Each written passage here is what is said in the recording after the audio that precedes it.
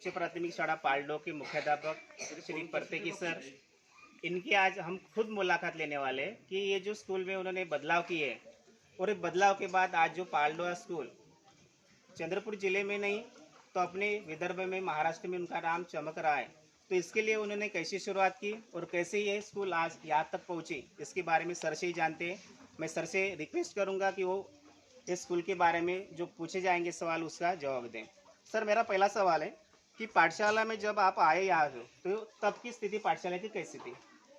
बिल्कुल सर, जब मैं पहले पहले बार ये स्कूल में आया था, जो दूर से रास्ता दिखता है, मैं सैटरडे को यहाँ पर ज्वाइन होने के लिए आया था। मुझे लगा था कि जो स्कूल के बारे में जो मेरी महत्वाकांक्षा थी वो काफ़ी ज़्यादा थी कि बच्चे बहुत सारे ढेर सारे बच्चे रहे और ढेर सारे बच्चों को पढ़ाने के लिए काफ़ी ज़्यादा इंटरेस्ट था। मगर जैसे मैं वहाँ से पैदल होते हुए आया और एक पहाड़ के ऊपर एक छोटा सा गांव दिखा, एक रास्ते में मेरे बुजुर्ग थे, उन्होंने बोला कि जो तुम्हारे गांव जो दिख रहा है वो आपकी स्कूल है। जो छोटा सा गांव दिखता था तो आंखों में वहीं पर आंसू आ गए थे, तो ज्वाइन भी होने के लिए भी दिल नहीं कर रहा था। मगर जब स्कूल में आया सैटरडे को तो यहाँ पर एक भी बच्चा मौजूद नहीं था। सैटरडे की स्कूल थी, मैं आया यहाँ पर बैठा, फिर एक एक करके बच्चे आए, तो ये सब देखकर यहाँ पर सीधा खड़ा भी नहीं रह सकता था, ऐसी परिस्थिति यहाँ पर थी। आंखों में आंसू थे, मगर कैसे कि एक घर की भी रिस्पॉन्सिबिलिटी मेरे ऊपर थी। और जैसे मेरा एजुकेशन हुआ ग्रामीण भाग में हुआ था और मुझे एजुकेशन क्या होता है और नौकरी क्या होती है ये काफ़ी ज़्यादा उसका महत्व था उस दिन। तो उस दिन तुरंत मैं ज्वाइन हुआ और जो समय वहाँ पर पहले पहले गुजारे वो काफ़ी मुश्किल भरे थे, क्योंकि एक तो एजुकेशन का जो महत्व था वो यहाँ पर जो था तो वो बिल्कुल नहीं दिखाई दे रहा था। तो काफ़ी बहुत संघर्षपूर्ण जीवन रहा शुरुआती का मेरा वाला। सर, मेरा दूसरा सवाल है, पाठशाला में ये बदलाव लाने का विचार आपके मन में कैसे आया? बिल्कुल सर, मैंने एक अभी बताया था कि मेरा जो पूरा एजुकेशन है वो ग्रामीण भाग में ही हुआ। जब मैं पहले बार जब ग्रामीण भाग को छोड़कर सिटी लेवल पर तहसील पर गया था, जब मैं 11वीं 12वीं के लिए पहली बार बाहर चला गया, तो वहाँ के जो बच्चे थे उनके ट्यूशन्स थे, सब कुछ थे बाकायदा। और जब हम ग्रामीण भाग के जब लोग बच्चे वहाँ पर पढ़ने के लिए गए थे, हॉस्टल में रहते थे, और उनके साथ जब कॉम्पिटिशन्स था वो देखकर हमें शर्म आती थी कि हम बहुत पीछे हैं। ये सब चीज़ें वहाँ पर दिखी थी और वो मन में था, माइंड्स में था। मगर हम सभी बच्चों ने इतना कॉन्फिडेंस आ गया था बाद बाद में कि जब 12वीं की एग्ज़ाम थी तो कई सब्जेक्ट में 98 मार्क्स लिए हमने, जो कि वो बच्चे काफ़ी आगे थे, तो हम भी आगे निकल चले गए। तो एक बच्चों में जो ग्रामीण भाग के जो बच्चे थे उनमें एक अलग सा कॉन्फिडेंस होता है, जो कि मैंने यहाँ पर भी देखा था। और ये भी बच्चे जिस तरह से मेरे साथ हुआ है ये इन बच्चों के साथ ना हो, इसलिए ये जो 365 दिन है वो यहाँ पर चालू कर दिया। और बच्चों का मुझे पहले एक मालूम थी कि अगर बच्चों का सेल्फ कॉन्फिडेंस अगर बढ़ता है तो बच्चे कभी भी पीछे नहीं रहते, और इसीलिए बच्चों को कॉन्फिडेंस लेवल बढ़ाना, इसके लिए ज़्यादातर से काम शुरू करते हैं। ठीक है सर। स्कूल के सर, इस दौरान जो आप बदलाव करना चाहते थे आपके दिल के हिसाब से स्कूल, तो इस दौरान कुछ दिक्कतें आई होंगी, तो दिक्कतें आपने कैसे दूर की? बिल्कुल सर, दिक्कतें तो यहाँ पर इतनी थी कि पहले शुरुआत में जब मैं यहाँ पर ज्वाइन हुआ तो ये काफ़ी अच्छी जगह है। पहले यहाँ पर बहुत सारी घास वगैरह उगती थी, तो उसको अगर बच्चों के साथ मिलकर अगर वो काटने की या उसको निकालने की कोशिश करता था तो पेरेंट्स का एक अलग सा अपो यानी कि विरोध था कि सर आप जब ये बच्चों से करवा रहे हो तो इसके लिए तो आपको गवर्नमेंट पैसा देती है, तनख्वाह देती है, आप खुद क्यों नहीं करते? तो ये सब कुछ मैंने यहाँ से झेला है, जो कि आपको भी ये समस्या आती है, सभी को ये समस्या आती है। मगर ठीक है कि वो चीज़ें छोड़ दी। पहले पहले मैंने शुरुआत में जब खुद काम करना शुरू किया, फिर एक एक करके बच्चे यहाँ पर इन्वॉल्व होने लगे। फिर बाद में तो ये तो जो बैठने के लिए जो जगह है, ये जगह भी बनाने के लिए मैंने पहले शुरुआती में 6 साल तक लगातार खुद टिकस फावड़ा लेकर ये पहाड़ खोदना शुरू कर दिया। फिर बच्चे ने भी आकर ये सपोर्ट करना शुरू कर दिया, तो ये बच्चों को बैठने के लिए एक जगह बनी। आज गांव के पेरेंट्स भी ये चीज़ें देखकर तो पहले नहीं बदले, और मैं ये नहीं चाहता हूँ कि पेरेंट्स जल्दी से बदले। बदलाव आने के लिए काफ़ी समय लगता है, और जब ये अभी वो बदलाव आते हुए तो मुझे शायद 8-9 साल लगे, मगर आज जो बदलाव गाँव में है, जो क्रांति एक इस गाँव में दिखती है, वो देखकर काफ़ी अच्छा लगता है। सर, गांव, अभिभावक और शिक्षकों का आपको साथ कैसे मिला? बिल्कुल सर, गांव का सपोर्ट तो आज काफ़ी ज़्यादा है। जब भी अभी मैं बोलूँ कि रात में 11 बजे या 12 बजे भी एक आधी सभा लेनी हो तो भी लोग इकट्ठा होते हैं। गांव का जो मंदिर है, समाज मंदिर है, वहाँ पर हम जब भी कभी चर्चा करनी होती है स्कूल के बारे में हो या गांव के बारे में, अभी किसी एक को बताया तो वो खुद जाते हैं गांव में, समाज मंदिर में अनाउंस करते हैं कि आज सर आने वाले हैं और हमें सभा लेनी है।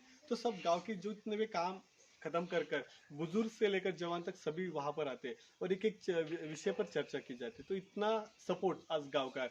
जैसे हमारा देखते हैं कि गांव में समाज मंदिर है, जब हमने गांव के लिए स्कूल के लिए जब खेती खरीदना चाहा था तब कुछ पैसे कम पड़े थे, तो जो दान पेटी के जो पैसे थे और 40,000 रुपये लोगों ने यहाँ पर स्कूल में आकर दिए कि सर ये लीजिए और स्कूल संभालिए। तो ये जो चेंज था वो उनमें था। और जैसे मैं अभी हमारे टीचर्स के बारे में बताना चाहूँ तो उनका काफ़ी ज़्यादा सपोर्ट है, क्योंकि 182 बच्चे हैं और आज हम 4 ही टीचर्स हैं। पहले भी हम 3 टीचर्स और 2 टीचर्स में हम कर चुके हैं, मगर ये जब टीचर्स यहाँ पर ज्वाइंट्स हुए, ये बच्चे देखे और यहाँ का वातावरण देखकर वो भी खुद बदल गए कि नहीं, यहाँ पर कुछ अलग हो रहा है तो हमें भी सर को सपोर्ट करना चाहिए। आज उनका पूरा सपोर्ट मेरे साथ है। इसलिए आज ये जो, क्योंकि कोई भी चीज जब तक टीम यूनिटी नहीं रहेगी, टीम वर्क नहीं रहेगा, तब तक कोई काम अच्छा नहीं हो पाएगा। और मैं बोल रहा हूँ कि आज मेरे गाँव, मेरे बच्चे हैं, मेरे टीचर्स है, इन सभी का एक कम्युनिकेशन काफ़ी अच्छा है, बेहतरीन है। किसी भी चीज़ पर हम एक दूसरे से बातचीत कर सकते हैं, खुलकर बात करते हैं, और ये इसी वजह से आज ये जो स्कूल है काफ़ी अच्छा है। तो जैसे अभी शेड है, बाकी जो सुविधा है, जरूरत है स्कूल की, उसके लिए आपको वित्तीय सहायता किससे मिली और किससे आप वैसे वित्त जमा करते हैं? बिल्कुल सर, तो पहले तो ये कैसे थे कि पहले तो गांव का ही सपोर्ट लेना पड़ता था। गांव के जो एसएमसी के जो सदस्य थे उनसे कॉन्ट्रीब्यूट किया जाता था और गांव के लोगों से भी कॉन्ट्रीब्यूट लेकर ये सब कुछ किया जाता था। मगर गांव इतना बड़ा नहीं, क्योंकि गांव की कुल आबादी ही 350 लोग है, लगभग 80 घर होंगे। और यहाँ की जो खेती है उतनी नहीं, कोई व्यवसाय भी नहीं है यहाँ पर, क्योंकि कैसे ये कपास अगर निकलने के बाद यहाँ के खुद लोग दूसरा काम ढूंढने के लिए कहीं और निकल चले जाते हैं, तो इनकी इकोनॉमिक कंडीशन भी बुरी थी। तो ये जो इकोनॉमिक का प्रॉब्लम्स था, तो हमने गांव से तो किया, मगर गांव से तो पूरी सुविधाएं नहीं हो सकती थी। पहली बार जब लोखंडे साहब जो हमारे प्राइमरी एजुकेशन ऑफिसर्स है, जहाँ पर ये जो कुर्सियाँ पड़ी हुई है, वहाँ पर हमारे बच्चे जैसे घर से प्लास्टिक की गोनी लेकर आते थे दफ्तर में, क्योंकि ये सेट भी नहीं था, ये 2 ही कक्षा थी। और यहाँ पर हमारे यहाँ पर 1 से 8 क्लास थे और 183 बच्चे थे। ये सभी बच्चे बाहर ही बैठते थे। जब बारिश आती थी तो सबको अंदर डालना पड़ता था। बारिश जैसे रुकी कि आप अपनी वो प्लास्टिक की गोनी लेकर बाहर बैठते थे, और जमीन ओली होने के बावजूद भी वहाँ पर वो कंटिन्यूसली पढ़ते थे। तो ये चीज़ लोखंडे सर ने देखी और उन्होंने तुरंत 2 महीने में ये सेट बना कर दिया। तो फिर बाद में हमारी जो कक्षा थी इस सेट में बैठती थी और 2 कक्षा में बैठती थी। तो अभी तो जाकर अभी ये 2 साल में तो काफ़ी ज़्यादा इमारतें वगैरह बनी है, तो अभी बच्चों के लिए बैठने के लिए काफ़ी सुविधा है। तो ये सब किया है, तो सब जिला परिषद ने किया है।